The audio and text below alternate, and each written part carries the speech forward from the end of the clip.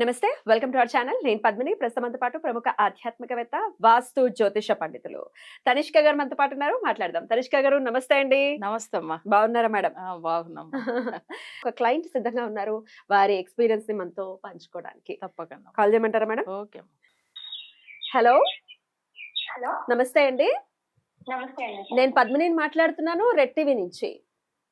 నమస్కారం మేడం గారు. నమస్తే అండి, బాగున్నారా? బాగుందండి. సో ఎలా పరిచయం మేడం మీకు? మేడం గారు ఫస్ట్ మా అమ్మగారికి పరిచయం అండి. ఓకే. అప్పుడు నా పెళ్లి విషయంలో మా అమ్మగారు మేడం గారిని కన్సల్ట్ అయ్యారు. ఓకే.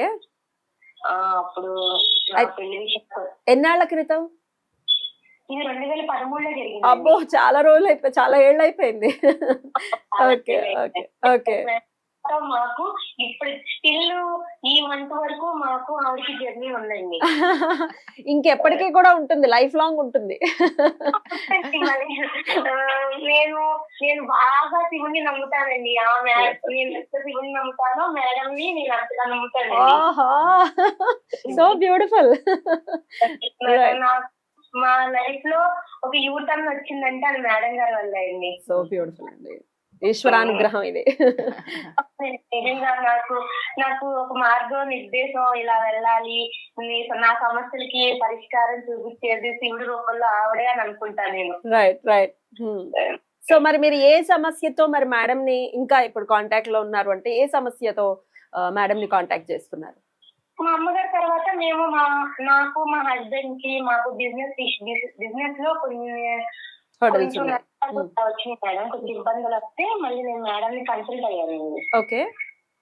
కన్సల్ట్ అయితే మేడం మాకు సొల్యూషన్ చూపించారండి. ఆ తర్వాత అసలు మా బిజినెస్ విషయంలో మేము మళ్ళీ వెనక్కి తిరిగి చూసుకోవాలి. బ్యూటిఫుల్. ఓకే. అలా స్టెప్ బై స్టెప్ మేము డెవలప్ అవుతూనే ఉన్నామండి స్టిల్ ఈ రోజు వరకు. Right right. తర్వాత మళ్ళీ మా ఫ్యామిలీలో కొంచెం ఇబ్బంది వస్తే అప్పుడు కూడా మళ్ళీ మేడం కన్సల్ట్ అయ్యానండి. అంటే మీ వైఫ్ అండ్ హస్బెండ్స్ కి ఏమైనా ఇబ్బందులు వచ్చాయా? అంటే మా ఇల్లు కొంచెం దోషం ఉంది, అలా మా ఇంట్లో కొంచెం మనస్పర్ధలు, అలా మా కుటుంబ సభ్యులకు కూడా ఇబ్బందులు అలా ఉంటే మళ్ళీ నేను మేడం ని కన్సల్ట్ అయ్యానండి. ఓకే. మేడం ఇలా చేసుకోవాలమ్మా ఇలా అని నాకు కొన్ని పరిహారాలు అలా చెప్పారండి. మళ్ళీ వెంటనే మళ్ళీ మేము సెట్ అయిపోయాము. మళ్ళీ ఇవాళ రోజున ఈ మంత్ లో స్టిల్ ఈ మంత్ కూడా మా బాబు గురించి మళ్ళీ నేను కన్సల్ట్ అయ్యి, మా బాబు కొంచెం చదువు విషయం ఇబ్బంది పెట్టాడండి బాగా. ఓకే. బాగా మంచి మెరిట్ స్టూడెంట్ అయినా వెళ్ళను అని అలా చేసి గొడవ చేశాడండి. అయ్యో, ఏం చదువుతున్నాడు బాబు?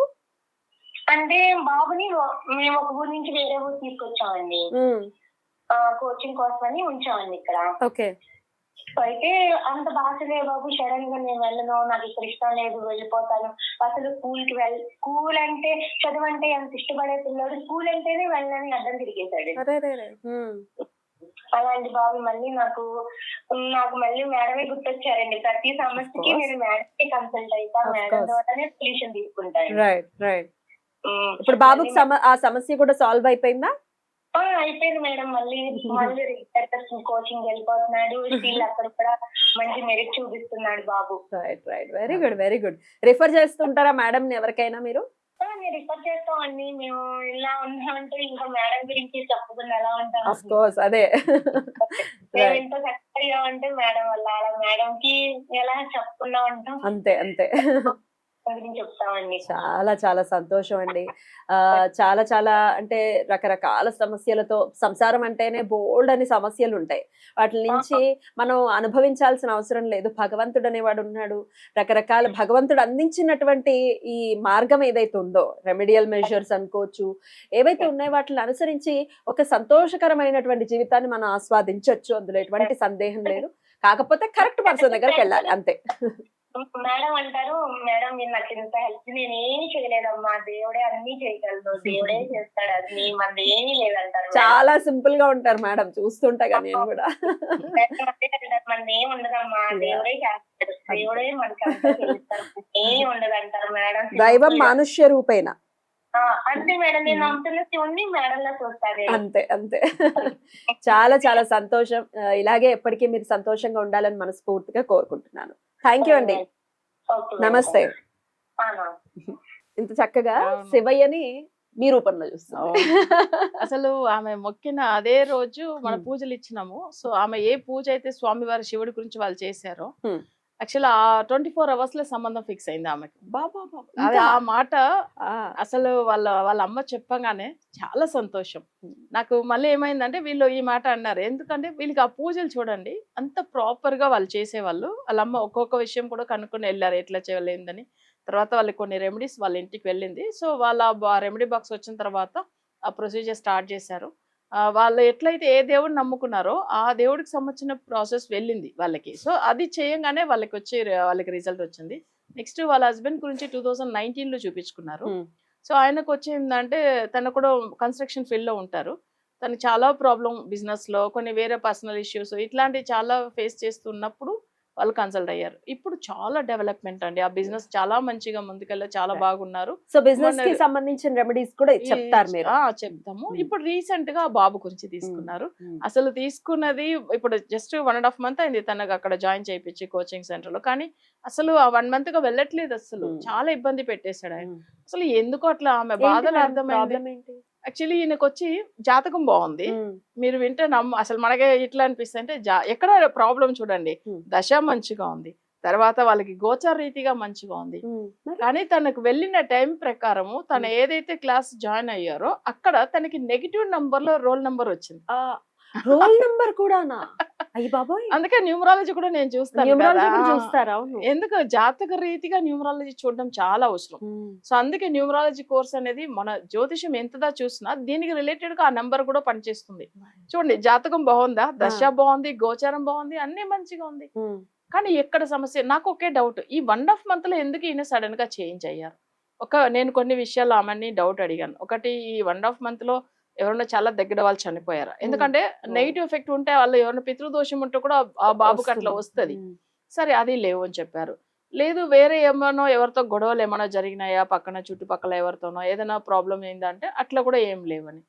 కానీ ఇవన్నీ మంచిగానే ఉన్న వాళ్ళు అసలు ఎందుకు సరిమా నేను ఒక 2 విషయం చెప్తాను, 2 నెంబర్ చెప్తాను నోట్ చేసుకోమని. ఆ 2 నెంబర్ని నోట్ చేసుకున్నారు. ఫస్ట్ తనకి మీరు తీసుకెళ్లి హాస్టల్లో జాయిన్ చేశారు కదా, ఈ కోర్స్ గురించి చిన్నగా కోచింగ్ సెంటర్కు వెళ్ళారు. బట్ దాని గురించి వాళ్ళకి ఇంపార్టెంట్ ఆ కోర్స్ అయితే ఆ బాబుకు. దానివల్ల అక్కడ ఒక హాస్టల్ రూమ్ నెంబర్ తనకి నెగిటివ్ పవర్ లో వచ్చింది ఒకటి. రెండోది చూడండి రోల్ నంబర్. ఆ roll number same negative number. రెండు నేను చెప్పాను చూడండి. ఆమె ఇంకా షాక్ అయింది. ఆమె మళ్ళీ నాకు మెసేజ్ పెట్టింది, ఆ నెంబర్ కూడా అందులో ఉంది. మార్పిచ్చారా మరి?